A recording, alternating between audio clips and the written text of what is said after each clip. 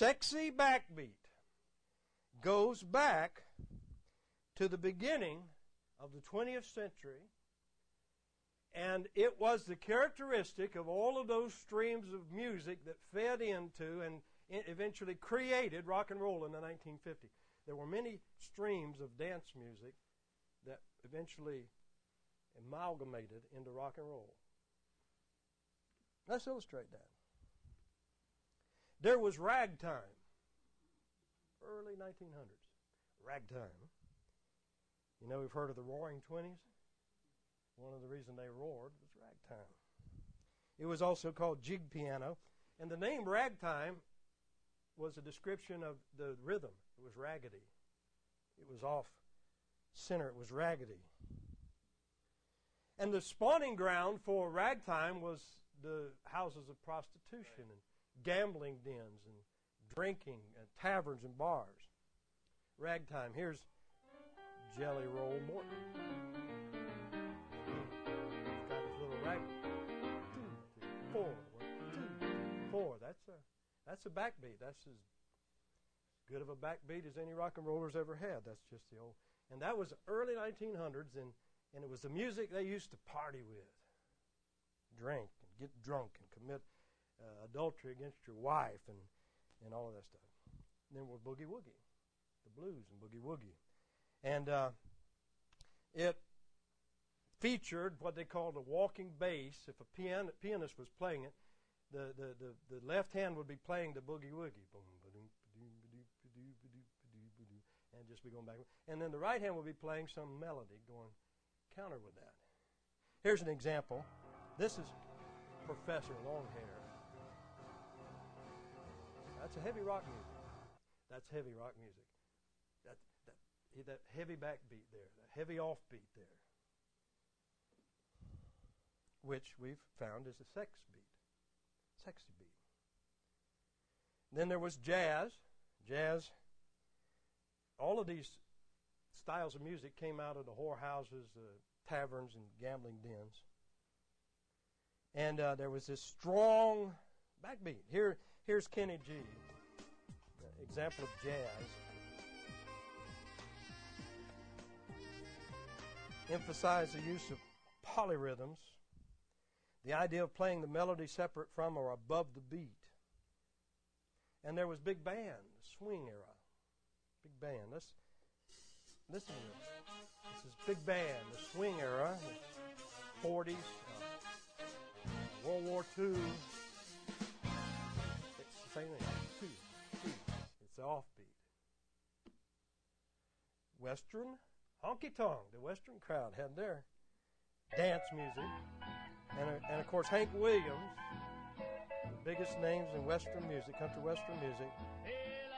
2, 4, 1, 2. And you got that offbeat dance music. And it was drinking music. It was party music. It was cheat on your wife music. And so in all these streams flowed together eventually and amalgamated, some more than others, into rock and roll in the 1950s. Elvis Presley borrowed heavily from the blues, of course.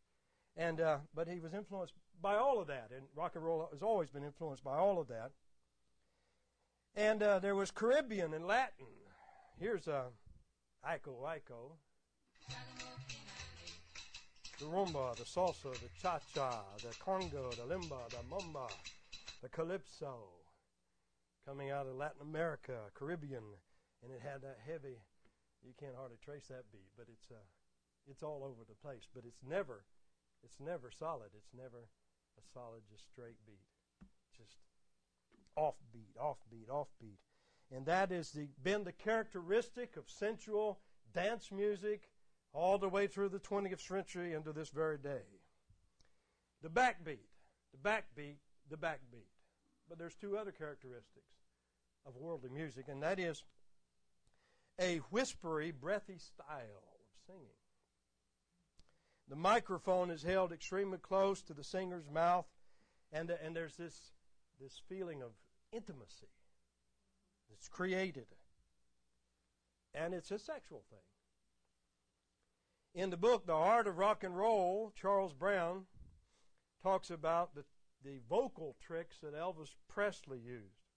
He said by softening his voice for certain passages, he could create a personal effect which made the women in the crowd feel that he was singing directly to them. Here. It's never been done better. It's never been done better. That's that intimate. That's what made him so popular. That's what makes women still go crazy about Elvis Presley. Today. Yeah, old women too. It was sexual. It was sexual. Frank Garlock warns that there's 3 zones of human communication. The social zone, about an arm's length away where most of our conversation is carried out. The personal zone, which is a lot closer, that's used just for our close friends, family members, and then there's the intimate zone. Consider, just 2 inches or touching. That's the intimate zone.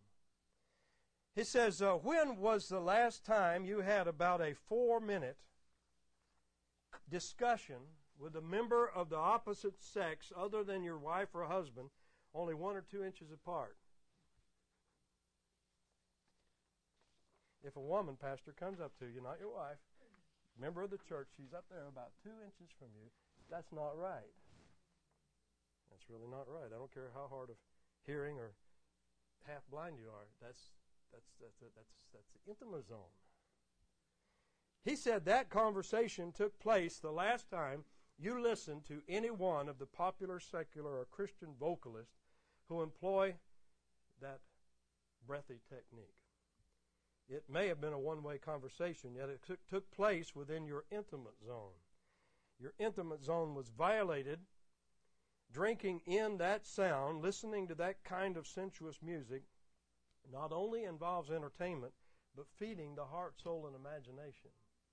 That's where the battleground is. Why do people become homosexuals? What they dwell upon in their imagination. Romans 1 says that. The world uses it to feed the flesh. Here's a Christian example of that.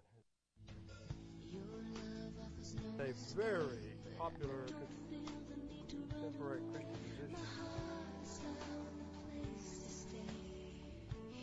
singing about the Lord.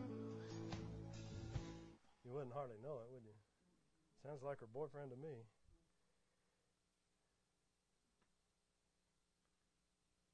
Sweet Surrender, that song is called. And so there's the breathy style. And then